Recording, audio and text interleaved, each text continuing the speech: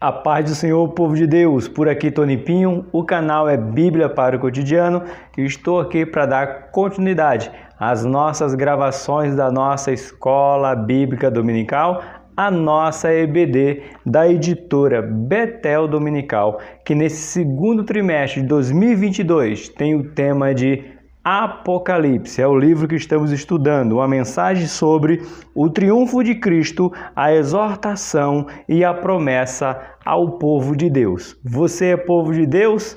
Você gosta do estudo do livro de Apocalipse? Este é o canal. Esta é uma série de 3 meses, 13 lições falando sobre o livro de Apocalipse, segundo trimestre de 2022. Pega a sua revista se você tem ela impressa. Pega os seus marca-texto, um exemplar da Bíblia. Você sabe que a minha tem que ser gigantona, senão eu não consigo ler. Para nos dar apoio à lição, pega aí se você tem, se você puder adquirir. Olha o tamanho. Comentário bíblico. O meu é o comentário bíblico Vida Nova. Se você não tem, estou lendo dia a dia, lição a lição, para mostrar uns pontos a você, para aguçar você a querer aprender da palavra de Deus. Tendo a sua revista em mão, se você não tem ela impressa, você pode adquirir ela digital. Se você não tem, os tópicos principais vai estar na descrição do vídeo. Chegamos na lição de número 3, então já é um convite para você ver os outros 2 vídeos. Mas a lição 3 continua com o tema Apocalipse, uma mensagem de Cristo para a sua igreja. Foi para a sua igreja, é para a sua igreja e vai permanecer esta mensagem para a sua igreja até que ele volte. Vamos crescer junto na graça e no conhecimento.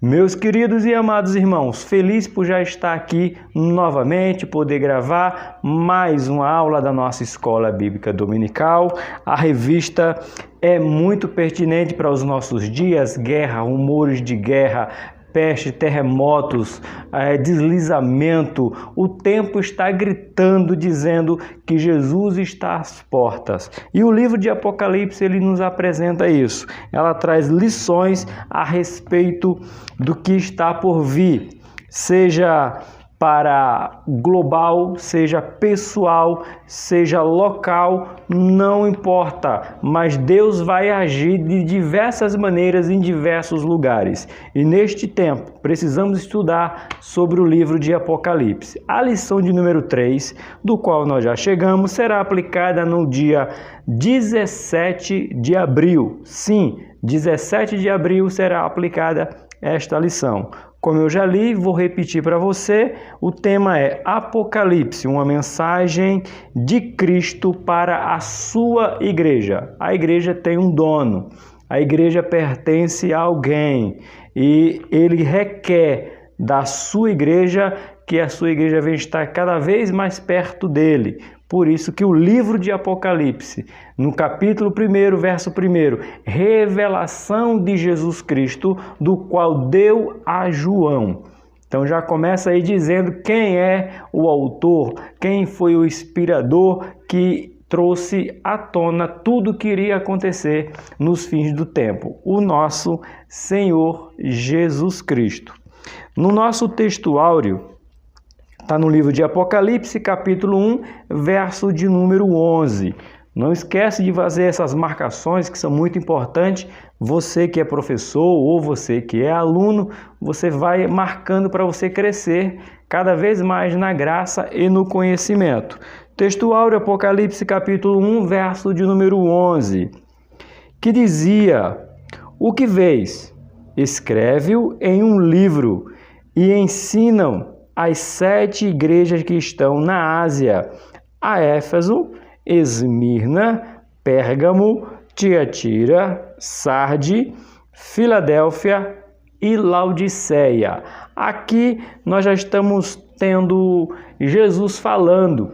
Olha que importante já no nosso texto áureo. Jesus se apresenta a João, aquela visão linda que João vê e teme cai como morto, Jesus põe a mão sobre ele para ele se colocar de pé, e a primeira mensagem que Jesus expressa para o mundo, primeiro vem para a igreja. Primeiro vem para aquelas 7 igrejas da Ásia.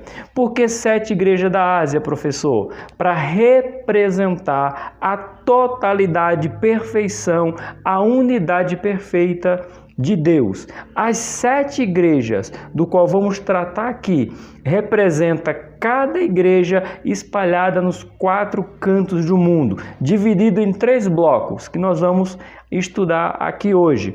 2 em um, 3 no outro e 2 no outro. Vamos estudar esses blocos um pouco mais na frente. Fica aí comigo, mas Jesus se comunicando à sua igreja, dizendo que escreve no livro o que você está vendo. Para quem? Para as igrejas. E por dia de hoje, já podemos fazer uma aplicação, professor? Sim. Primeiro Deus trata com a igreja para depois que a igreja venha tratar com o mundo e o mundo espalhar o evangelho. Lembra que eu disse sobre a evangelização do mundo? Primeiro a ordem é: ficai em Jerusalém até que do alto seja revestido e seja cheio de poder, para depois eles, os discípulos, ir para Jerusalém, Samaria, Judéia e os confins da terra. Então Deus primeiro trata com o seu povo. Sempre foi assim, da história de Israel até a história da igreja, a gente vai ver Deus, Jesus Cristo, tratando primeiro com aqueles que são chamados de filho. Primeiro ele alimenta os filhos, orienta os filhos, corrige os filhos, porque ele ama, para depois ele ir ao mundo, ele ir afora. Por isso que o nosso textuário vai se referir em Apocalipse 1, capítulo 11. Primeiro é dentro de casa. Primeiro são os nossos, para depois ser lá fora. Esse aqui é o nosso textuário. A nossa verdade aplicada vai dizer: a expectativa do retorno de Cristo deve produzir na igreja atitudes de vigilância, oração, quebrantamento, santificação na direção do Espírito Santo. Vamos usar os nossos marca-texto, que aqui já tem algo para vocês colocarem em prática, para vocês anotarem, professor, para enfatizar: aluno, aprenda que a expectativa do retorno de Cristo tem que gerar em mim e em você uma atitude de vigilância, oração, quebrantamento, santificação, direção do Espírito Santo. Professor Tony, por que direção do Espírito Santo? Porque já não somos guiados pela carne, somos guiados pelo Espírito. E sendo guiados pelo Espírito, precisamos nos render a Ele para que Ele nos conduza. Porque o Espírito Santo, vamos ter aqui um tópico só para falar do papel do Espírito Santo entre a igreja e Cristo. Então, nota aí. Vigilância. Apocalipse nos manda, nos orienta, nos ordena a ter vigilância, oração, quebrantamento e santificação. O livro de Apocalipse, ele pode ser resumido na palavra de santificação. Santificação é o pedido que Deus faz para a sua igreja, para aqueles que servem a Ele. Essa é a nossa verdade aplicada. Eu não marquei, mas quero marcar aqui no nosso textuário o nome das 7 igrejas da Ásia, para que você possa anotar. Talvez você já saiba, mas como aqui é uma aula, a minha responsabilidade como professor é acreditar que você está aprendendo sempre. E aprendendo sempre, eu fico na responsabilidade de, às vezes, falar coisa que você já sabe. Vamos lá. A primeira igreja é a igreja de Éfeso, depois a igreja de Esmirna, a igreja de Pérgamo, a igreja de Tiatira, a igreja de Sardes, a igreja de Filadélfia e a igreja de Laodiceia. Essas são as igrejas do qual Jesus se direciona através dos escritos aqui de João. O nosso texto de referência, livro de Apocalipse, capítulo 2, verso 1. Depois, livro de Apocalipse, capítulo 3, do versículo 19 ao versículo de número 22. Essa leitura vai estar na descrição do vídeo, junto com o textuário e com a verdade aplicada. Se você quiser acompanhar, está aí na descrição do vídeo. Apocalipse 2, verso 1, que diz assim: escreve o anjo da igreja que está em Éfeso. Isto diz aquele que tem à sua destra as 7 estrelas, que anda no meio dos 7 castiçais de ouro. Aí você fala, professor, o que significa 7 castiçais, 7 estrelas? Aí você vai ter que assistir a aula 1, porque tem uma explicação completa sobre as 7 igrejas. Você quer que eu leia aqui? Que ponto que está para que você possa ver? Ponto 2.2 vai falar sobre o número 7 no livro de Apocalipse, né? Aqui ele vai falar sobre as 7 cartas, as 7 igrejas, os 7 selos, as 7 nações, 7 trombetas, 7 anjos. Olha aí, os 7 castiçais de ouro, 7 Espírito de Deus, 7 bem-aventurança. Então, você vê a lição de número 1, o ponto 2.2 vai estar tratando sobre este número 7. Não podemos nos deter aqui, já que temos uma explicação completa na lição de número 1. Ok? Mas marca aí que João vê aqui em Apocalipse 2:1, ele dizendo, as 7 estrelas no meio dos 7 castiçais. Então, já se inscreve no canal para que você não perca as notificações dessas lições e assim que acabar essa lição de número 3, você vê a lição de número 1 para você entender que esse é um estudo sistemático. Continuando o nosso texto de referência, Apocalipse 3, do versículo 19 ao versículo de número 20, que diz assim: eu repreendo e castigo todos quanto amo. Sê, pois, zeloso e arrepende-te. Meu Deus, como é que pode? Nos dias de hoje, nos dias que nós acreditamos, ou as pessoas acreditam, que Deus é apenas amor, que Jesus é muito legal, é muito bonzinho, que o Espírito Santo é uma pessoa boa. Você pega o livro de Apocalipse e você encontra isso aqui, irmão, já é para dar conflito. É explicado o porquê, qual é a razão, o motivo de muitas pessoas não quererem estudar o livro de Apocalipse. Por quê? Porque o livro de Apocalipse fala que o Cordeiro vai se irar. Irmão, como é que pode? O cordeiro é o símbolo da simplicidade, da inocência, de que se entrega ao seu tosqueador e não reclama, não vai calado. Só que no livro de Apocalipse, esse cordeiro vai se irar.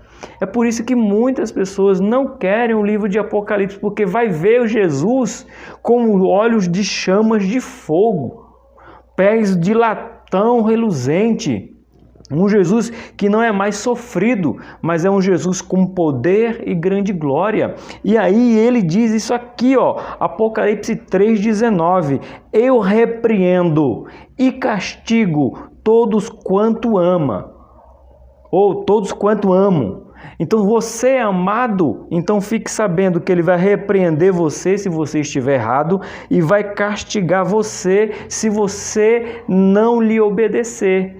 Porque ele diz que repreende, castiga todos quanto ama. E ele dá uma advertência, ser zeloso. E a última frase que você vai encontrar muito no livro de Apocalipse, principalmente no livro de Apocalipse capítulo 2, falando às igrejas.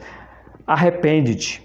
Arrepende-te. Então o chamado de Apocalipse como santidade e arrependimento andam juntos, estão atreladas, não dá para separar santidade e arrependimento no contexto do livro de Apocalipse. No versículo de número 20, vai nos dizer: eis que estou à porta e bato. Se alguém ouvir a minha voz e abrir a porta, entrarei em sua casa e com ele cearei e ele comigo. Professor, explique isso aqui, porque eu já vi evangelizar com isso aqui. Pecador, Jesus bate a sua porta, deixa ele entrar, pecador, aceita ele. Irmãos, não é para pecadores. Quando eu digo pecadores, eu digo aqueles que não reconheceram Cristo como único e suficiente Salvador.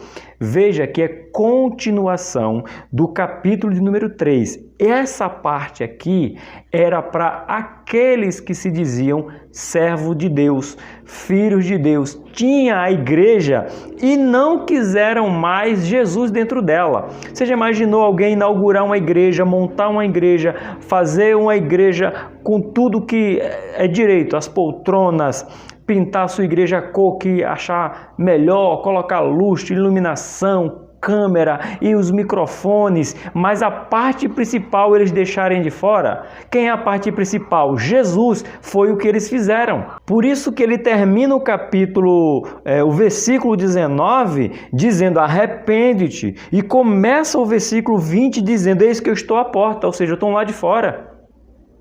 Eu estou lá de fora porque vocês não querem correção. Eu estou lá de fora porque vocês não querem ser castigados por amor. Então vocês me deixaram de fora. É a expressão, essa é a realidade de Apocalipse 3:20. Deixaram Jesus de fora. Mas ele está dizendo, aquele que ouvir, que ele está batendo na porta, ele está dizendo, eu vou entrar com você. Eu vou cear com você. O que é cear aqui que a gente aprende? Ato de comunhão. Quando nós ceamos mensalmente, nós somos assembleanos, uma ceia uma vez por mês, o que nós apresentamos ali no ato da ceia? Comunhão com Cristo e com o próximo. Por isso que Jesus está convidando aqueles que deixaram ele de fora para ter comunhão, voltar a ter comunhão com ele. Quem? A sua igreja, é o título de hoje.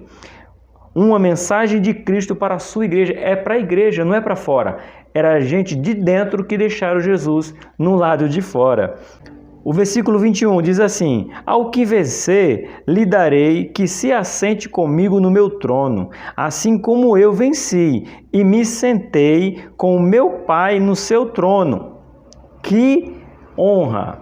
Ele está dizendo que aqueles que vencem, é uma sequência, você tem que ler a Bíblia com a sequência, não isola o versículo, irmãos, não isola, alunos, professores, não isolem o versículo, porque vocês lembram que a Bíblia ela não foi escrita com capítulos e versículos, isso aqui é moderno, aqui era uma leitura, João escreveu sem divisão, era uma leitura só, então não separa, ele está dizendo que eu repreendo, 19, e castigo todo quanto amo, ele está dizendo eu estou à porta para entrar, ele diz, naquele que vence, os que são vencedores vão se assentar no meu trono, como eu estou assentado no trono do meu Pai. Trono aqui representa que vai ser um trono grande para caber todo mundo, ou que vai ser vários tronos. A ideia não é essa, a ideia está dizendo de honra. Está dizendo aqueles que venceram, é a honra que você vai ter de você estar no céu. Não tem privilégio maior, de estar aonde Jesus está. Por isso que ele está dizendo, ao que vencer, aquele que for fiel, aquele que aguentar a repreensão, aquele que aguentar o castigo, aquele que for zeloso, aquele que se arrepender, aquele que abrir a porta, eu vou estar junto com ele. Ele vai receber a honra de estar no trono. Trono representa honra. É a representação do livro de Apocalipse 3:21. E o versículo 22 ele diz, quem tem ouvidos, ouça o que o Espírito diz ao mundo. Não. A quem não aceitou a Jesus, também não. Por isso que a aula de hoje eu quero que você entenda, não é para os de fora, é para os de dentro. Olha o texto, quem tem ouvidos, ouça o que o Espírito diz às igrejas. As igrejas representam o quê? Nós que estamos dentro. É isso que Jesus quer dizer, esta é a mensagem. Essa aqui não foi nem introdução, foi textual, de verdade aplicada e o texto de referência. Porque o livro de Apocalipse, como a gente vai ler aqui no nosso comentário bíblico, falo, nossa, é meu, mas eu vou compartilhar com você. Como nós vamos ler, ele é denso, mas é de muita valia para mim e para a sua vida. Agora chegamos na nossa introdução. Conseguimos chegar em nossa introdução, que diz assim: nesta lição, veremos que nas mensagens à igreja da Ásia, Cristo tem uma mensagem para a sua igreja hoje, diante dos desafios e perigos que espreitam contra a nossa fé. Devemos permanecer firmes na palavra de Deus e depender do Espírito Santo. Aqui tem algumas coisas importantes que você precisa enfatizar, professor, em sua aula. Alunos, olha que eu vou enfatizar aqui para vocês. Cristo tem uma mensagem para a sua igreja hoje. Cristo tem uma mensagem para a sua igreja hoje. Como? Como foi para a igreja da Ásia. Então, enfatiza isso aqui.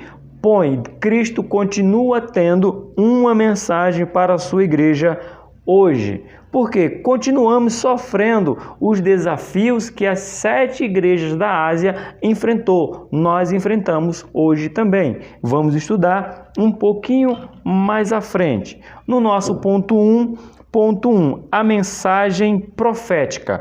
Qual é a mensagem profética aqui no livro de Apocalipse? Esse é o primeiro ponto, que diz assim: na lição anterior, tivemos nosso primeiro contato com as 7 igrejas da Ásia, que nós lemos lá no livro, na lição de número 2. Nos capítulos 2 e 3 do livro de Apocalipse, Jesus, aquele que tem na sua destra as 7 estrelas que anda no meio dos 7 castiçais de ouro, traz uma mensagem direcionada a cada uma delas. Devemos lembrar que nós, nos momentos finais de seu ministério terreno, Jesus disse que estaria sempre com a sua igreja. Vamos para a nossa primeira referência, usando a nossa Bíblia desta noite. Livro de Mateus, capítulo número 28, o último versículo do livro do Mateus, o segundo escreveu Mateus. Vou até já pegar o meu marca-texto, porque essa passagem não está grifada na minha Bíblia, mas ele diz assim porque foi Jesus que disse: ensinando-as a guardar todas essas coisas que eu vos tenho mandado, e eis que eu estou convosco todos os dias, até a consumação dos séculos. Olha, amém.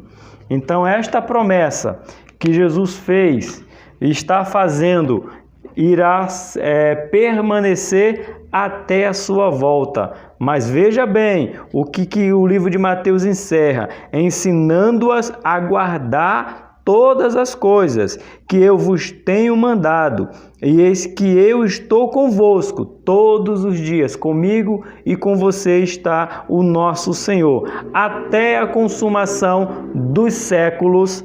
Amém. Essa foi a nossa primeira referência da nossa revista, usando a nossa Bíblia.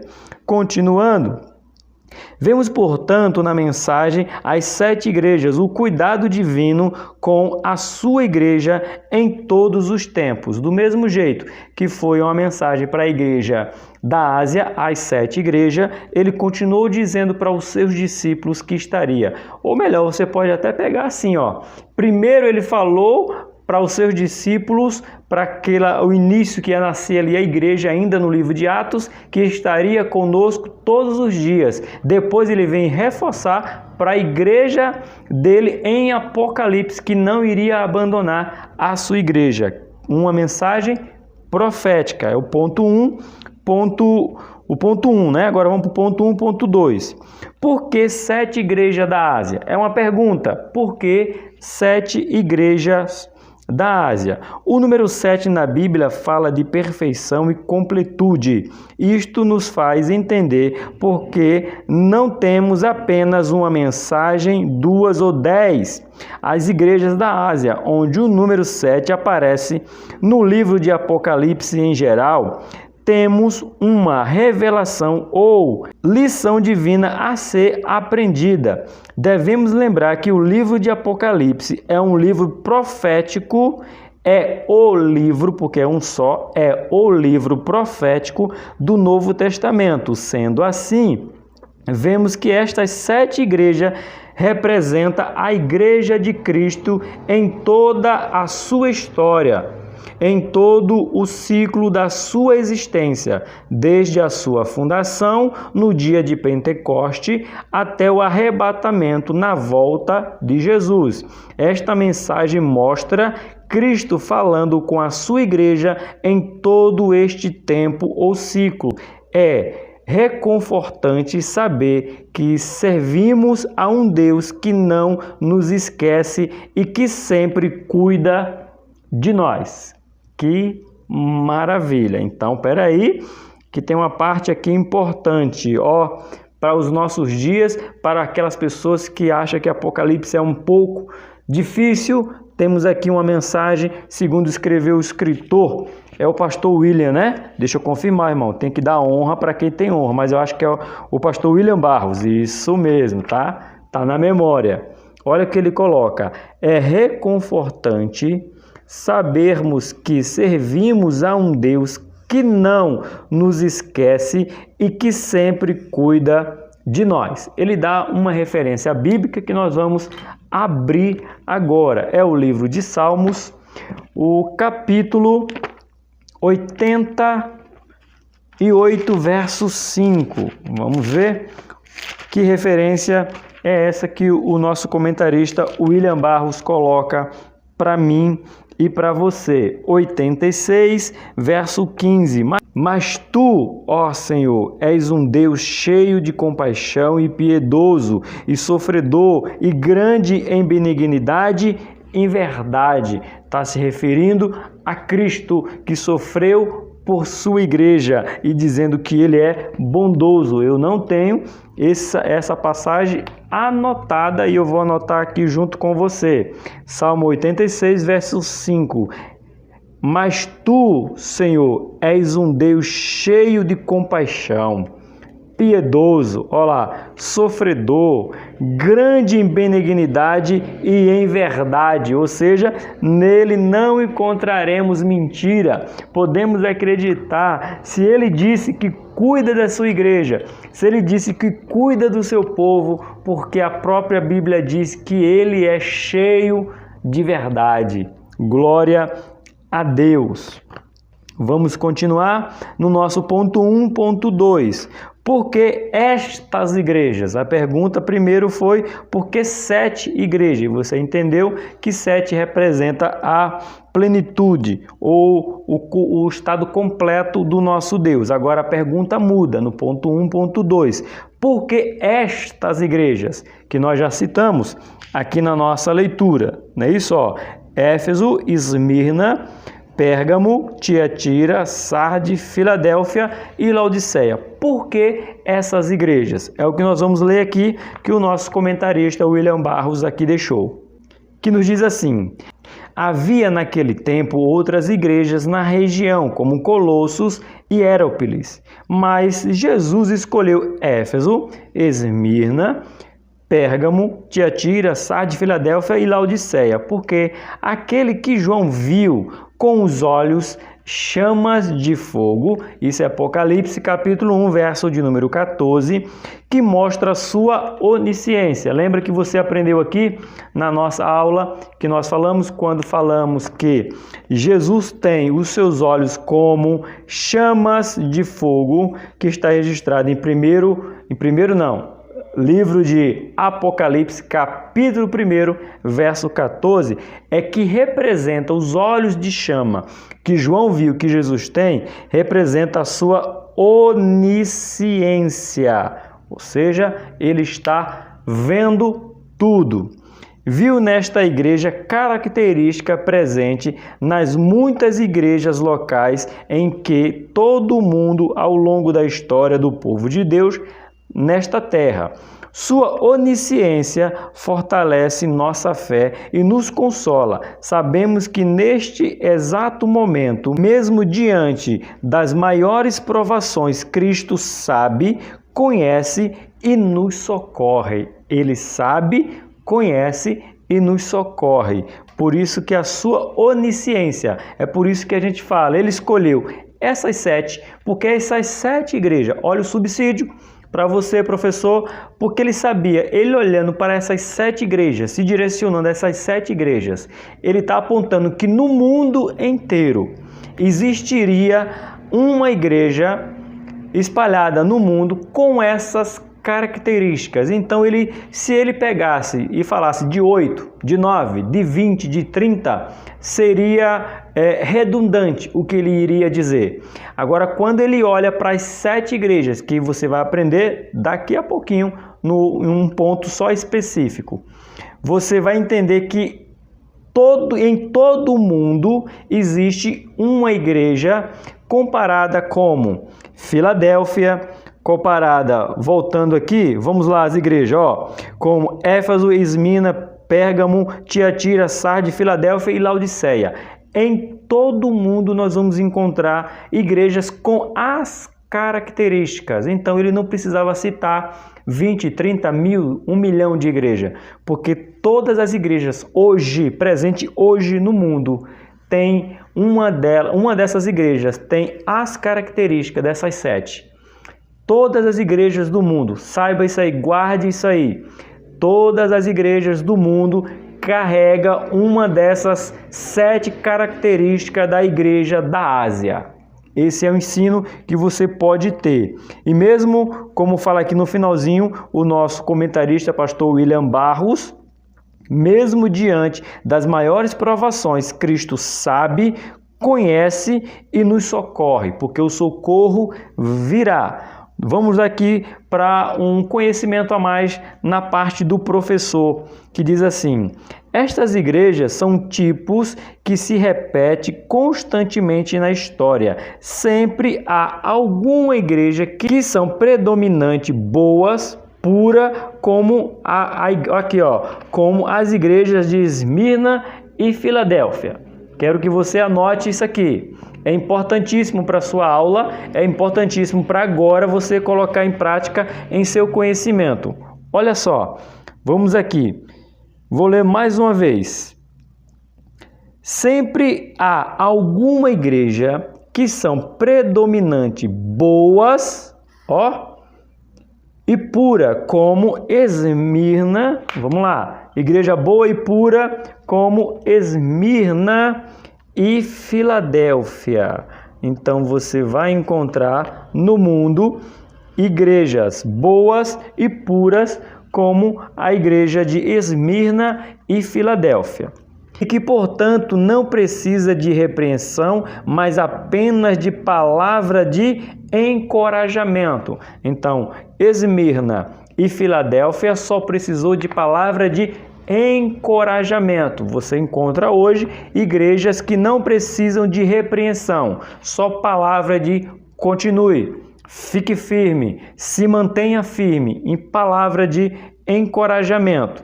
Mas por outro lado também existe outras como Sardes. Pega aí, deixa eu pegar os marca-texto aqui para a gente fazer essas anotações que acabam enriquecendo a nossa aula. Existem igrejas como Sardes e Laodiceia. Existem igrejas, por quê? Nas quais o mal prepondera e que merece, censura. Merecem censura. E é censura grave e uma chamada ao arrependimento sincero. Olha só, Sardes e Laodiceia é intimada a sofrer uma censura grave e uma chamada a um arrependimento sincero, ok?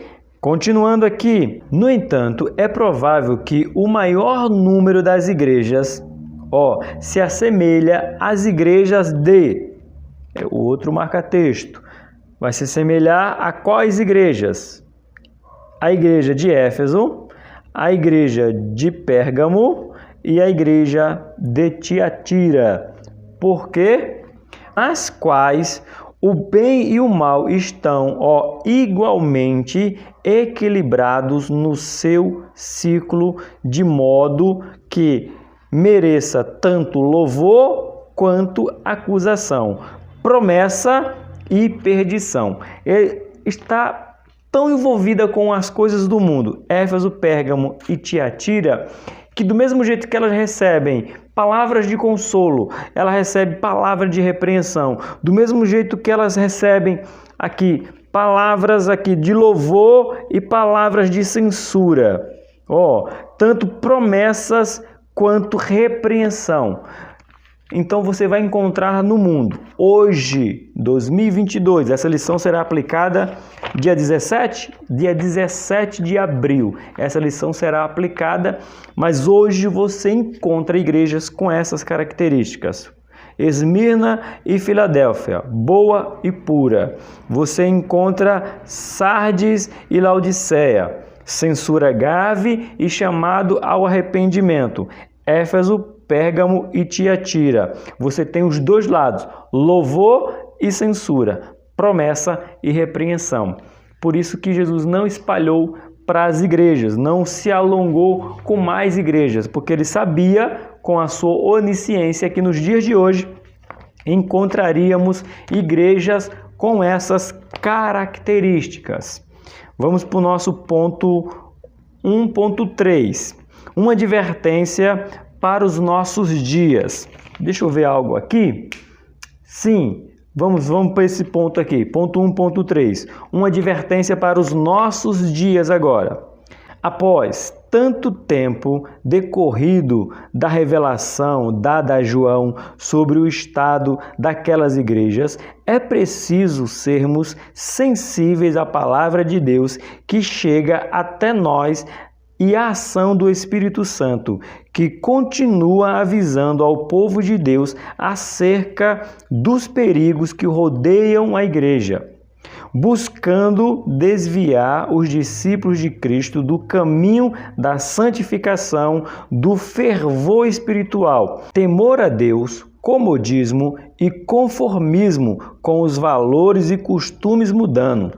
O apóstolo Paulo exorta: examinai-vos, provai-vos a vós mesmos. Olha aqui, vamos lá. Tem coisas aqui importantes. Que leitura é essa, professor? Livro de 2 Coríntios, capítulo número 13, verso de número 5.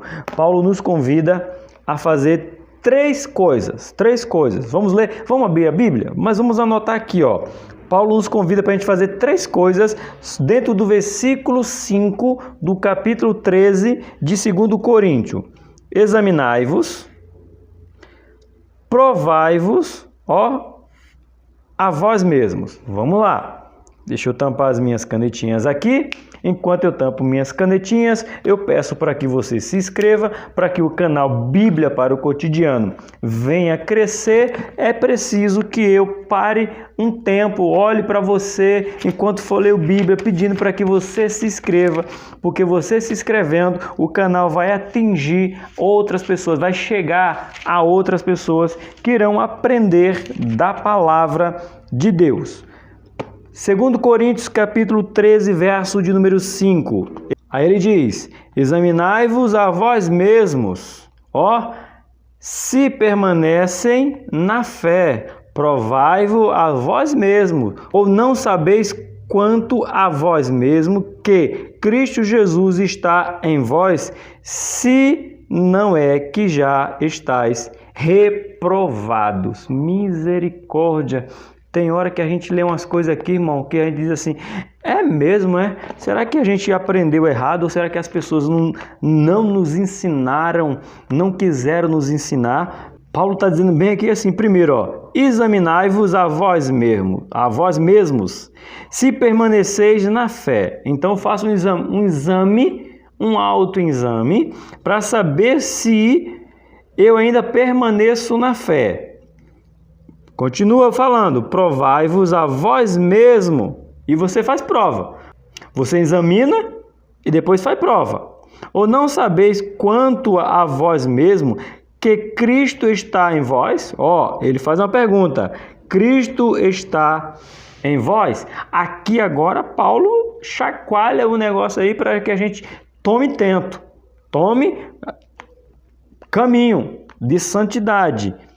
se não é que já estáis reprovados. Meu irmão, não é eu que estou dizendo, é Paulo que está dizendo na sua palavra, para saber se a gente está ou não, se já estamos ou não reprovados. Por isso que nós temos que examinar, provai-vos a nós mesmos. Somos nós, fazer uma autorreflexão, uma autoanálise ao tempo todo, nos examinando para ver se já não estamos reprovados. Por isso que é uma advertência para a igreja de hoje.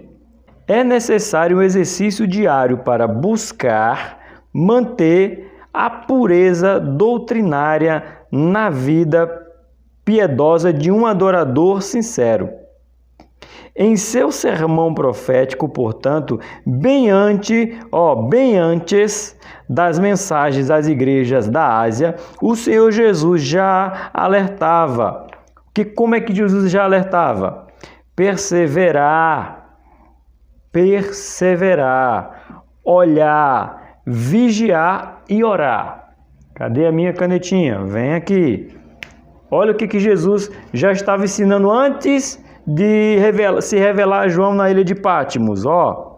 Ele estava dizendo perseverar, olhar, vigiar e orar. Onde é que nós encontramos? Marcos capítulo 13, Marcos 13, 33. Continuando aqui em Marcos 13, 36, depois que ele fala de perseverar, olhar, vigiar e orar, ele diz, não vos ache dormindo.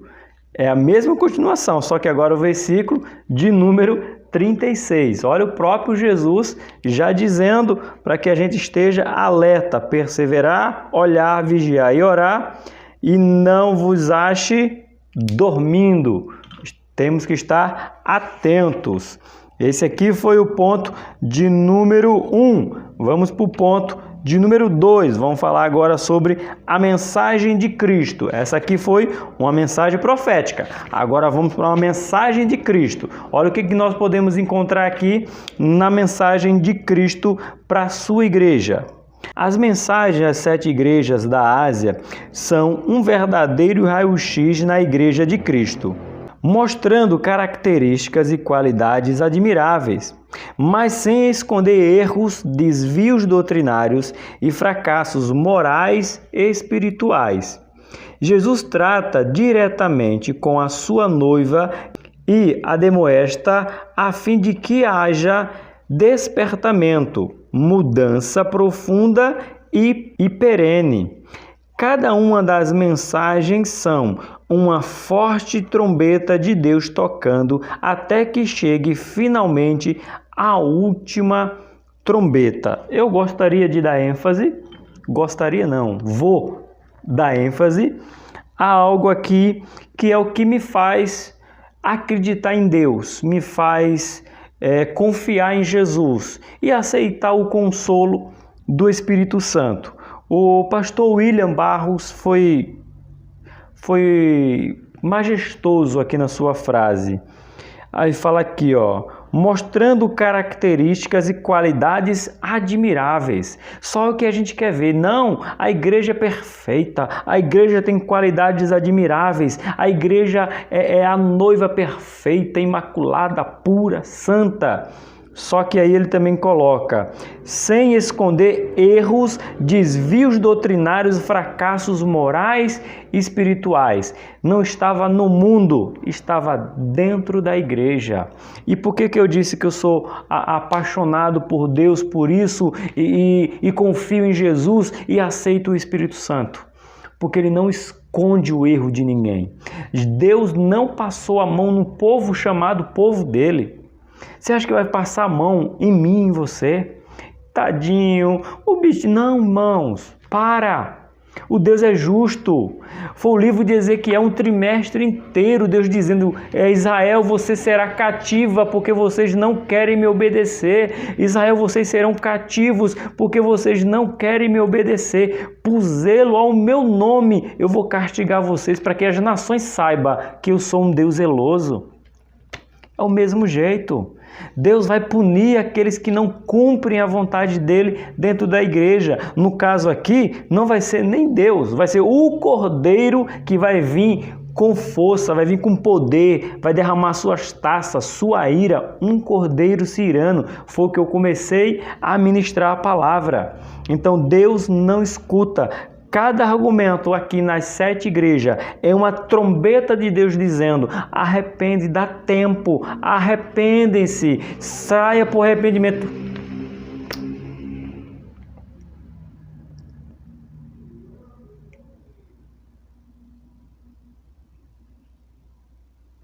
Irmãos, perdão, mas verdadeiramente, tá difícil gravar hoje aqui. Muito barulho de moto. Não sei o que acontece.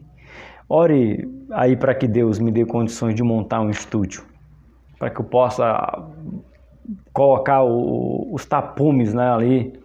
Eu até comecei, mas não deu, não dá para terminar. É um quarto, é só uma parede. Porque às vezes você perde o raciocínio. Você está no meio de um raciocínio, de uma reflexão, aí passa uma moto gritando aí passa outra moto maior ainda, e isso tira o raciocínio da gente. Você está lendo, daqui a pouco você se perde com o barulho que vem de fora. Você está ouvindo? Eu não vou cortar, eu vou deixar para você ouvir. Olha só. Eu estou dentro de minha casa, na minha sala, a rua lá. Você está ouvindo? Então ora para que Deus me dê condições de montar um estúdio onde não vai ter ruído, porque atrapalha até você que está me ouvindo, querendo aprender a palavra de Deus. Esses barulhos impedem você de querer até mesmo se inscrever no canal, que você não tem um som perfeito para poder ouvir. Você compra um microfone, irmão, para poder oferecer o melhor e às vezes você não consegue. Então eu peço a vocês, orem para que Deus dê condições para que eu monte um estúdio e assim a gente possa gravar nossas aulas em paz e sem perder o raciocínio, a aula ficar sem barulho, ficar limpo, tá bom? Eu não vou cortar essa parte, eu vou deixar para vocês entenderem o desafio que a gente passa, que eu passo, e eu acredito que outros youtubers passam para produzir um conteúdo, e às vezes fica difícil. Por isso que a gente pede para que vocês se inscrevam, para que vocês comentem, para que o canal cresça, para que a gente tenha condições de investir em um ambiente silencioso para poder ficar sem ruído e melhor de você ouvir. Tá bom? Eu vou deixar sem corte essa parte, não é lamentando. A lamentação é pelo fato de não poder oferecer algo perfeito para vocês, ideal para vocês. O lamento é só isso. Mas isso não vai me parar, eu vou continuar fazendo, tá bom? Vamos para nossa ponto 2.1, a estrutura da mensagem, que diz assim: ao estruturar as mensagens das 7 igrejas da Ásia de uma forma mais minuciosa, um detalhe muito importante não pode deixar de ser observado. As mensagens possuem 5 pontos em comum. Quais são esses 5 pontos em comum que a gente encontra na mensagem de Cristo? Vamos lá, ó. Revelam vários títulos, atributos de Cristo, qualidades encontradas, mostra qualidades, né? Exortação, conselho e ordens. Olha só, promessa ao que vencer. Nisso podemos aprender uma lição importante. Em tempos de inversão de valores e desrespeito à família, Deus vê além da aparência das coisas. Ele sabe o que somos realmente. Aquele que diz, conheço as tuas obras, sabe também o motivo pelas quais fazemos. Eu quero anotar essa passagem aqui para ficar registrado. Eu estava mostrando para minha esposa. É muito lindo. Eu não tinha pensado nisso. E o professor William Barros, ele colocou aqui mais uma vez algo sensacional. Aquele que diz, conheço as tuas obras. Lembra que a gente vê Deus dizendo o tempo todo às 7 igrejas de Apocalipse: eu conheço as tuas obras, eu conheço as tuas obras, eu conheço as tuas obras. Mas aí ele coloca algo aqui sensacional, o William Barros. Sabe também o motivo pelas quais fazemos. Deus não só conhece a minha e a sua obra, Ele sabe por que estamos fazendo essa obra, o motivo pelo qual a fazemos. Então Ele pode dizer assim: eu não só conheço as suas obras, eu sei por que você faz. Você faz por quê? Por que você faz o canal Bíblia para o Cotidiano? Eu conheço a sua obra, mas eu conheço qual o motivo real que você faz o canal Bíblia para o Cotidiano. Isso é formidável, poder saber que Deus, além de saber as minhas obras, ainda sabe o motivo real por que eu faço elas. No 2.2, oportunidade de arrependimento. É um chamado no livro de Apocalipse que você vai encontrar o tempo todo. Uma oportunidade de arrependimento. Deus dá a oportunidade de arrependimento, que diz assim: das 7 igrejas da Ásia, apenas 2 não receberam exortações ao arrependimento, Esmirna e Filadélfia. Ao mesmo tempo que Cristo expõe os erros e desvios doutrinários que vemos nelas, oferece em sua longanimidade tempo para mudança.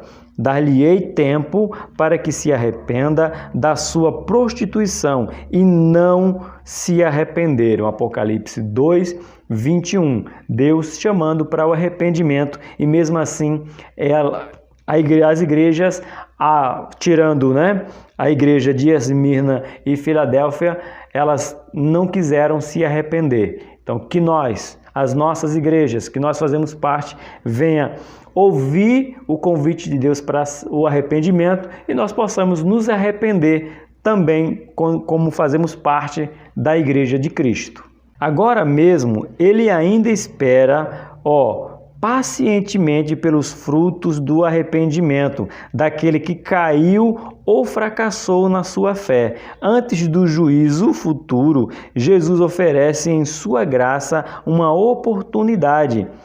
Este arrependimento não acontecendo, dará lugar ao juízo divino. Vamos abrir Apocalipse 22, verso de número 15. Vamos lá, finalzinho da nossa Bíblia, livro de Apocalipse 22, o verso de número 15. Ficarão de fora os cães, os feiticeiros, os que se prostituem, os homicidas, os idólatras e qualquer que cometem a mentira. É um convite ao arrependimento. Há um arrependimento antes que ele venha, porque quando ele vir, virá com juízo. Virá e deixará de fora aqueles que não querem lhe obedecer. No nosso ponto 2.3, a promessa de Cristo. Que promessa é essa que Cristo faz? De forma geral, promessa é o compromisso que alguém assume de fazer, dar ou dizer alguma coisa. A promessa pode ser feita verbalmente ou escrita.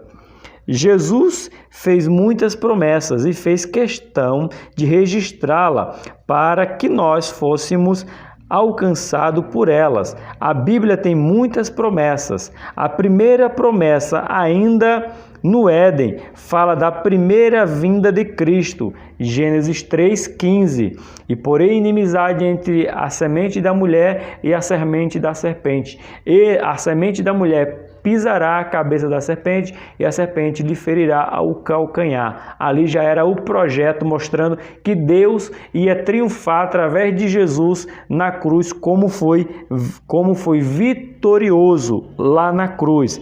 Foi a primeira promessa, Gênesis 3, verso de número 15.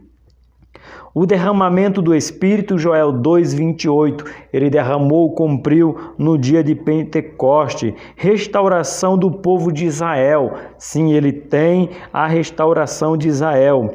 O ministério terreno do Messias, Atos 3,22. Dentre muitas outras, nas mensagens às 7 igrejas da Ásia, todos terminam com uma promessa que fala da igreja reunida com Cristo.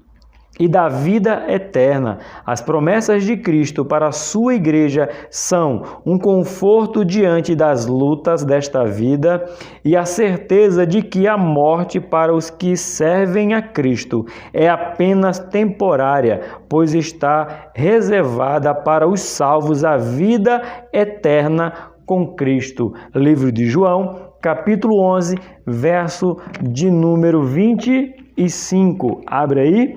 Livro de João, capítulo de número 11, verso de número 25, que nos diz assim: E disse Jesus, eu sou a ressurreição e a vida. Quem vem a mim, ainda que esteja morto, viverá. Essa é a promessa de Jesus que não mente, de um Jesus que não falha, de um Jesus que é fiel. Ele está dizendo que ele irá nos ressuscitar para a vida eterna. Esse foi o ponto de número 2. Agora vamos entrar no nosso ponto de número 3. Aí você pode estar perguntando: professor, você não vai ler o comentário bíblico hoje? Vou. Eu só vou ler o comentário bíblico hoje na nossa conclusão. Aí eu já dizendo onde é que vai ler, e você não vai para lá agora. Escuta o ponto 3. Tá? A mensagem do Espírito Santo, maravilhosa. A mensagem do Espírito Santo, porque o Espírito Santo que guia, o Espírito Santo que consola, é o que a gente vai ver agora, que diz assim: o Espírito Santo tem um papel vital na vida e existência da Igreja de Cristo. Sem o Espírito Santo, a Igreja não mais existiria, ou seria meramente um clube ou mais uma agremiação. Ele é o Consolador que nos dá poder para fazer a obra de Cristo nesse mundo e, ao mesmo tempo, prepara a noiva para o arrebatamento. Então, a santificação vem através do Espírito Santo, que vai nos ajudando, porque está nos preparando. Quando falo nos preparando, é porque a gente tem que se incluir como igreja. E como igreja, a igreja representa a noiva de Cristo. Então, o Espírito Santo está adornando, cuidando, deixando a igreja limpa para entregar para o noivo. O Espírito Santo vai conduzir a igreja, a noiva, até Cristo. Nós vamos entrar agora no 3.1. Outro Consolador. Olha que legal. Depois da última ceia, Jesus confortou e instruiu os discípulos que estavam aflitos com a proximidade da sua partida. Neste momento, faz a promessa de enviar outro Consolador, que ensinaria todas as coisas e faria lembrar de tudo que o Mestre ensinou. Testificaria de Cristo e convenceria o mundo do pecado, da justiça e do juízo. Tudo isso deixa claro que sem a presença do Espírito Santo, a Igreja não teria sobrevivido tudo o que passou nestes 2000 anos para chegar até aqui. Professor, que leitura que eu faço para aplicar sobre esse outro Consolador? João capítulo 14, 15 e 16. 3 capítulos você consegue ler rapidinho e você vai entender essas promessas que Jesus fala sobre outro Consolador que vai fazer lembrar, que vai ensinar, que vai testificar, que vai trazer juízo, justiça, né, aos pecadores do mundo. Então você lê isso aqui, meus alunos, leiam aí, livro de João 15, 14 e 16. Professores, antes de aplicar essa lição na sua classe, leia João 14, 15 e 16. Ok? Aqui tem um subsídio do professor muito legal. Olha só, a palavra Consolador significa Paracletos no grego. E olha o seu real significado, na prática, né? O significado de Paracleto diz assim: significa alguém chamado para ficar ao lado de outrem, com o propósito de ajudá-lo em qualquer eventualidade, especialmente em processos legais e criminais. Olha só. Era costume nos tribunais antigos as partes apresentarem no tribunal assistidas por um ou mais dos seus amigos mais prestigiosos, que no grego chamavam Paracletos. Então imagina assim, uma pessoa está indo para um tribunal Ele não contratava um advogado, ele contratava um amigo para estar com ele. Nas adversidades, momentos difíceis, o amigo estava junto com ele. Olha só que o pastor William continua colocando. Na verdade, Maya Perlami, eu acho que pronuncia assim o nome dele, que é um comentário à parte do professor William. Continuando aqui, deixa eu ver onde eu parei. Parei aqui, ó, que no grego chamava Paracletos, né? Em latim advocatus, né? Estes assistiam seus amigos não pela recompensa ou remuneração, mas por amor e consideração. Eles orientavam seus amigos quanto ao que deveria dizer e fazer. Falavam por ele, representando-os, fazendo da causa do seu amigo, a sua própria causa. E não é assim o Espírito Santo, não é assim o outro Consolador, ele intercede por nós com gemidos inexprimíveis. Ele está ao nosso lado nos ensinando como falar, como nos conduzir. Então esse Paracleto, esse que do grego e do latim representava alguém para estar do lado, Jesus disse: eu vou deixar outro Consolador que vai estar com vocês ao lado, vai lutar pela causa de vocês como se fosse a própria causa, porque ele sente ciúme de nós. Olha só, ele intercede por nós, ele leva as nossas orações a Deus. Olha, quem é ele? É o nosso Paracleto, é o Espírito Santo que nos conduz. Esse foi o ponto 3.1. Vamos para o nosso 3.2. Ele reveste e dá dons. É o Espírito Santo que dá sentido à realização da nossa vida. Só após o revestimento de poder dos discípulos estiveram prontos para saírem testemunhando de Jesus. Isso é Lucas 24:49. Ao ser revestido de poder, o cristão fala em línguas que são concedidas pelo Espírito. Os dons espirituais são do Espírito Santo e ele reparte a igreja como ele quer. Você vai ser batizado com o Espírito Santo agora e você vai receber o dom. Não, eu não mando no Espírito Santo. Você vai ser batizado com o Espírito Santo. O Espírito Santo vai conceder a você o dom que ele acha que você vai exercer com excelência. Ele vai ver em você a capacidade de te dar um dom e o dom que ele vai te dar é para o melhor da obra. Então, olha aqui, ó. Deixa eu ver aqui. Os dons espirituais são do Espírito Santo e ele reparte a sua igreja como ele quer. Não é como o ministro, o pregador, não. É como ele quer. Ele olha para a igreja, ele vê em mim uma necessidade de colocar um dom espiritual para que a igreja, o corpo de Cristo, a noiva, venha servir na comunidade melhor. Então o dom é dele, ele dá como ele quer. Isso nós encontramos em 1 Coríntios, 12:11, tá? Isto tudo mostra nossa total dependência do Espírito Santo. A igreja primitiva não dispunha de nenhuma das facilidades tecnológicas que possuímos, mas evangelizou o mundo da sua época, porque tinha o poder que advinha de um relacionamento de comunhão e dependência do Espírito. Falhamos, olha a frase do pastor William Barros, falhamos se não nos voltarmos para Deus agora com sinceridade, devoção e um coração quebrantado. Este é o nosso tempo, a nossa hora, a última hora. Irmãos, eu tenho dito para vocês que o canal Bíblia para o Cotidiano é o intuito maior. É poder levar a palavra de Deus a centenas de milhares. Montone, você ainda não chegou nem a 2K. Porque você não se inscreveu? Porque você não indicou para outra pessoa se inscrever? Porque se esse canal chega a 2, depois chega a 20, depois chega a 200, depois chega a 2 milhões... Esse é o nosso tempo.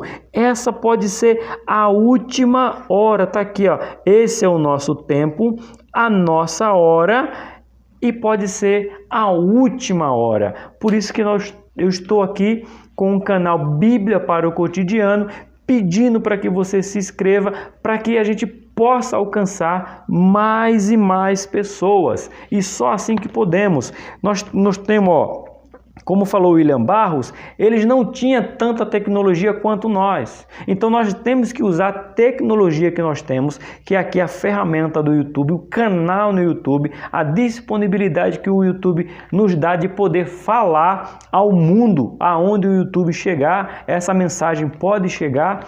Quanto mais pessoas se inscrevem, quanto mais pessoas comentam, quanto mais pessoas compartilham, quanto mais pessoas deixam um joinha, mais o YouTube entende que é um canal que precisa que é bom para ser direcionado para outras pessoas. Então esse é o nosso tempo, a nossa hora, e pode ser até a última hora. Então vamos fazer a nossa parte para poder falar do grande amor de Deus a todos aqueles que ainda não ouviram do seu amor. No 3.3, o Espírito preparando a noiva para o arrebatamento. O Espírito preparando a noiva para o arrebatamento. O arrebatamento é real. Não é se vai acontecer, é quando acontecer. Em relação ao arrebatamento da igreja, o Espírito Santo tem um papel de vital importância, pois sendo o outro Consolador, está preparando, guiando, operando até o dia da volta de Cristo. Vamos marcar com essa aqui. Vamos ver como é que o Espírito Santo está fazendo. O Espírito Santo está preparando, guiando, operando em nós até a volta do nosso Senhor Jesus Cristo. Romanos 8:11. Quando seremos glorificados com Cristo, também nos adverte em relação ao perigo de entristecer o Espírito Santo, sendo que fomos selados por ele para o dia da nossa redenção. Você é selado pelo Espírito Santo.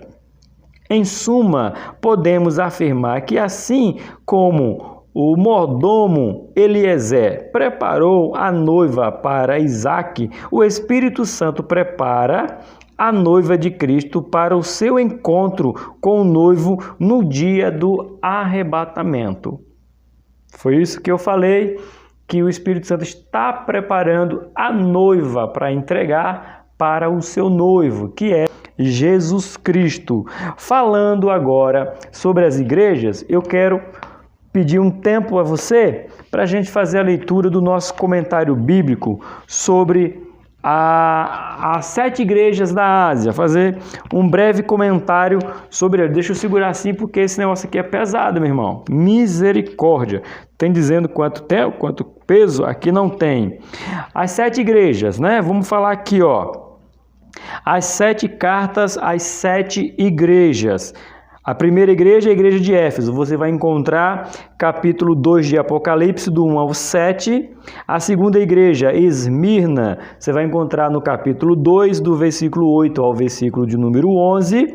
A terceira igreja, Pérgamo, você vai encontrar em Apocalipse 2, do 12 ao 19. A quarta, Tiatira, do 18 ao 29, do capítulo 2 também de Apocalipse. Já no capítulo 3, do versículo 1 ao 6, você vai encontrar a carta a Sardes. No capítulo 3, do 7 ao 13, a igreja de Filadélfia. No capítulo 3, do 14 ao 22, a igreja de Laodiceia. Deixa eu fazer aqui a introdução agora às cartas às 7 igrejas. Estas cartas são breves e muito densas no seu conteúdo. Olha aí, as cartas às 7 igrejas têm uma estrutura quase idêntica. Começa com uma descrição de Cristo, extraída da visão inicial, citando elementos que têm relevância espiritual para a igreja, endereçada, segue o elogio das características louváveis da igreja e então vem a crítica às suas falhas. Então você encontra isso aqui em todas as cartas do Apocalipse aqui, né? Concluem com uma promessa de recompensa a ser concedida no advento de Cristo. Geralmente associada às características da visão da cidade de Deus no fim do livro. Carta a Éfeso. Vamos lá aqui. Éfeso era uma das grandes cidades do Oriente Antigo e de longe a maior cidade da Ásia Menor. Ela se orgulhava do seu título, guardiã do templo, que originalmente se refere ao templo de Diana. Então a igreja lá em Éfeso, a cidade de Éfeso se orgulhava pelo título de ser a guardiã do templo de Diana. Esmirna era um porto. A sua prosperidade, em virtude da sua posição, estava bem firmada já em épocas pré-cristãs. A primeira cidade nesse local foi destruída em 600 a.C. e foi reconstruída pelo sucessor de Alexandre o Grande, a imagem da fênix, o pássaro lendário que surge das cinzas. Foi a igreja de Esmirna. Agora a igreja de Pérgamo. Durante muitos anos houve rivalidade entre Éfeso, Esmirna e Pérgamo a respeito de qual delas era a cidade mais importante da Ásia. De uma coisa ninguém tinha dúvida: Pérgamo era o centro religioso da província. A cidade era dominada por uma enorme coluna que se erguia acima de 300 metros acima do nível do mar e possuía muitos templos. Isso aí é na igreja de Pérgamo, ou na cidade ali, né? Que são cidades localizadas. Tiatira era uma cidade de artesão e mercadores. Lembramos que a primeira convertida da Macedônia foi Lídia de Tiatira. Olha assim, uma vendedora de púrpura. Nós encontramos a referência no livro de Atos 16:14. O problema maior para a igreja era apresentado pelos muitos guildas ou associações profissionais na cidade. Isso era incomum, de fato, de que a administração romana as desencorajava. Isso aí era em Tiatira. Agora vamos para Sardes. Sardes era uma cidade com um passado ilustre do qual se orgulhava, mas tinha menos do que se orgulhar no tempo de João. A capital do antigo reino de Lídia atingiu o ápice da sua riqueza em 700 a.C. Aqui a gente vai encontrar uma referência sobre Gog de Magog, ok? Lá em Sardes. Olha só que interessante. Vamos lá para agora Filadélfia. Filadélfia, assim como a cidade vizinha de Sardes, sofria terrivelmente com os terremotos, embora não tão duramente afetada como esta no terremoto catastrófico de 17 depois de Cristo. Ela os experimentava com maior frequência. Olha aí, Filadélfia sofria com muitos terremotos, mas Jesus fala que Filadélfia mesmo assim se manteve firme. Laodiceia estava situada à margem do rio Lico. Sua posição na encruzilhada de 3 estradas imperiais que atravessava a Ásia Menor favorecia o seu desenvolvimento como um próspero centro econômico e administrativo. Esse aqui foi só algumas características que a gente pôde encontrar nas 7 igrejas relacionadas aqui no livro de Apocalipse, certo? Mas agora vamos para a nossa conclusão, que diz assim: aprendemos nessa lição sobre a importância do arrependimento sincero em caso de erro ou pecado e que devemos perseverar em obedecer a Deus, cultivando uma vida cheia do Espírito Santo. Então, a lição de hoje, a gente aprendeu alguns princípios, a mensagem profética, a mensagem de Cristo e a mensagem do Espírito Santo.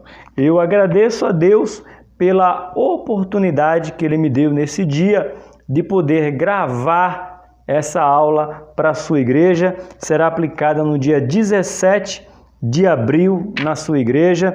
Não deixe de frequentar a sua igreja, pois Cristo tem um relacionamento com a sua igreja. Não deixe o mundo dizer que você tem que ser desigrejado. Desigrejado não foi de Deus, porque Deus mandou o seu Filho e o seu Filho fundou a igreja no dia de Pentecoste e preserva a sua igreja através do Espírito Santo e vem buscar a sua igreja. Então, que você venha aprender cada vez mais sobre o livro de Apocalipse. Lembrando, como eu disse na lição de número 1, a partir da próxima lição, é um ditado que diz lá em Pernambuco, a partir da próxima lição, 4, o pau vai torar na casa de Noca. Vai.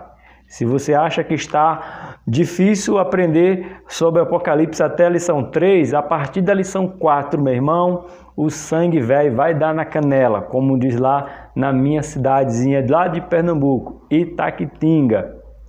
Mas não tenha medo, porque o duro, o pesar, o juízo, o que vai vir são para aqueles que não são fiéis, são para aqueles que não querem permanecer na vontade de Deus. Não esquece, se inscreve no canal para que possa ajudar esse canal a crescer mais e mais. Eu sou muito grato e você faz parte das minhas orações. Bíblia para o cotidiano, ensinando Escola Bíblica Dominical. Por aqui, Tony Pinho, o canal é Bíblia para o cotidiano e eu espero você na próxima lição.